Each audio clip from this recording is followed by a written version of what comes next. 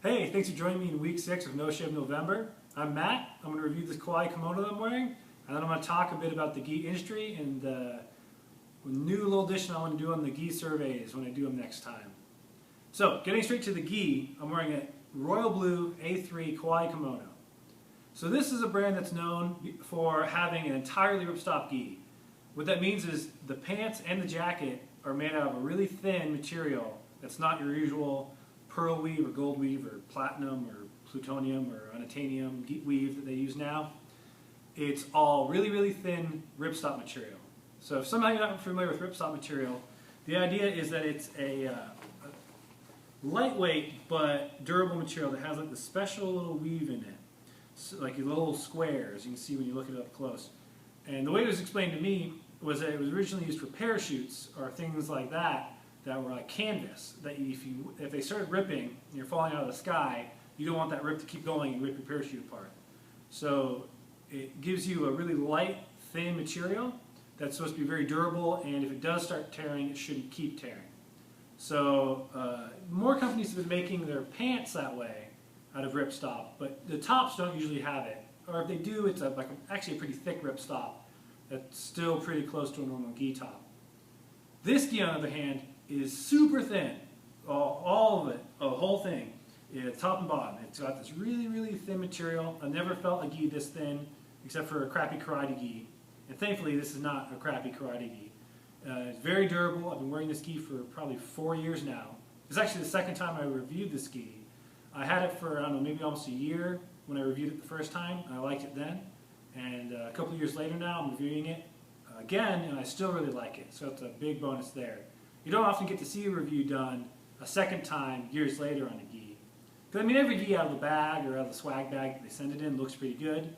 And it's hard to even know if a gi is worth it after 6 months or a year, because I expect a gi to last 2, 3, 4, who knows how many years, but not something that I can just like, oh, it looks good, right review, boop boop, thumbs up.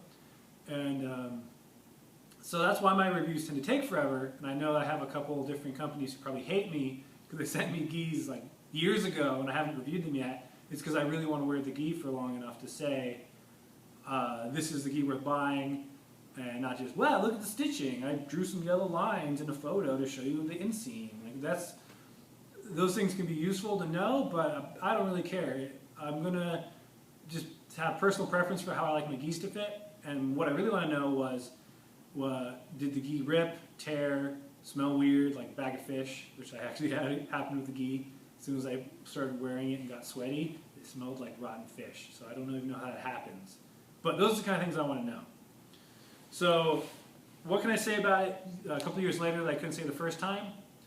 Not much. That's a good thing. It's slightly faded in the knees, a little bit of fading on the cuffs, the little spot here in the corner of the jacket, slight fading, not even tearing or anything, just I was looking at it over really close today so I could give you a review, and I can't even find a loose stitch on this thing. It was done really well. So I think part of the quality of this gi comes from the fact that the guys who run the company are getting them made at their own factory in Bali. They're not just going to Pakistan or whatever countries and now do everything. And one thing I really like about this company is that they're proud of their workers and their factories. So if you go to their website, they have a tour you can see that shows all the women who are the seamstresses who do their work, and the beautiful facility they have, and all the palm trees around. It's really nice. So I think I'm going to write an article soon about the trends or the things that I like in the gi industry and things I don't like. And two of the big ones are, I like innovative gis in terms of the material or design, and I like gis that aren't just made in another like sweatshop condition or just another country that I don't know the working conditions of, or I don't suspect the best of. And so Kauai Kimonos hits those points really high because I don't know any other gi like it, this thin, this light, and they are willing to show and be very proud of their workers and not hide it or just be, working through email with some guy in Pakistan who just stamps your logos on stuff. So the other thing I want to say about this gi is that being so light and thin, I think it's the best gi you can get if you plan to travel a lot. I know that Christian, the guy who did the BJJ Globetrotter project, where he just kind of went around the world and trained everywhere, he wore one of their gis. And that makes sense to me because there's no gi that you can wrap up, roll up smaller, and stick in the bottom of a backpack. And being so light and thin, it's easy to wash in like if you're in a hotel bathroom, you can wash it in a sink or take a shower in or however you want to do it. And you can just throw it over the back of a chair and set it out in the sun and it dries off really fast. It's also really good gi if you train in really hot weather. So when I lived in Florida and I trained in a gym for most of the time I ever did jiu-jitsu, had no AC, it would get to like 100 degrees, we had a metal roof and rolling doors. I love this gi for those situations. It's so light, it's really thin, it doesn't hold a lot of sweat even, so it doesn't get weird and good. Like you ever had that, like you're wearing like those big thick gis and you like wring them out and they just drip on the floor. Never really had that problem with this gi. It doesn't hold a lot of sweat. So you stay light and you stay cool, and then when you're done training, you can throw this thing on the back of a chair, put it in the sun, and it will dry off quick. So you don't have to like fold it up and throw it in the back of your car where it, like the middle of it becomes like that funky jungle mess. These things, like if you set this gi out, it'll probably be dry in less than an hour. In the sun, dry much faster. So those are all the big pros to this gi. It's like $160. Don't know about shipping, but that puts it at a little bit over I guess what's become the mid-range. 150 is like the average price of a gi, which I still think is high, but 160 is even a little higher. I think for the product, it's worth it. It's a specialty product. You're not going to find another gi like it, or if you do, I don't think it's going to be as good. You can be happy about where it was made. The guys who run it are actually jiu-jitsu guys, active competitors, and just cool guys, so you're supporting them. And those are the reasons I think it's worth it. Now, to give some balance to this review, I've got to be honest and say a lot of the people I talk to who have these gis have hated their customer experience. They love the gis if they can get one, but I know people who have canceled their orders or just decided to buy something else because they've had a really hard time just with the pre-order process or the shipping or lots of things. So I'll give you an example. I had a friend who wanted to get one after he saw me wearing it. And he went to the website and he couldn't figure out how to order, which I believe actually used to be a problem with the website. I remember once I was looking for how to order and it wasn't clear. I don't know if that means they're out of stock or what. But he couldn't figure out how to order. So he messaged them through the website and he never heard back. And he was trying to get it for somebody's birthday, so it mattered that he actually get the order in and find out when he was going to get it sent in. So couldn't get a hold of them. He went to their Facebook fan page. He messaged them, didn't hear back, and I think he commented on their page publicly, and finally he got a response, but it wasn't good enough for him. I don't know the specifics, but he wasn't satisfied. So he ended up buying something else. And after I did the last big gi survey, I got some people messaging me saying, hey, I really like my Kauai kimono. I gotta say, I had a horrible time ordering one. And I have often seen these kind of threads pop up. So I know the two guys are busy competitors. They've got kind of a more unique way of going about their production, so that probably is why it's not as systematic as just ordering a bunch of stuff out of a big factory in Pakistan or China. So that might explain some of the delays they have, but customers don't really care about the explanation. They want to be able to buy their product and know when they're going to get it. So I know if you go to the website right now, Kauai Kimonos has almost everything out of stock. So you can pre-order. That means you pay now and they'll send it to you when they have it. Per their FAQ, they say that it should take about 6 to 8 weeks, but I've also talked to people who pre-ordered and then they had to wait months, and then they didn't feel like they were getting a good response when they would email or ask questions or try to get a refund. So I only say all this because I like the company a lot, and I hope that the guys who run it can take this as constructive criticism. More people should have this gi. I think it's a great product. Unfortunately, it's not always the best experience getting one. So that's my fair balanced review. The other part to know about Kauai Kimonos is it's not 100% if they're legal in IBJJF tournaments. Back when I first reviewed it, the word was no, they're not legal.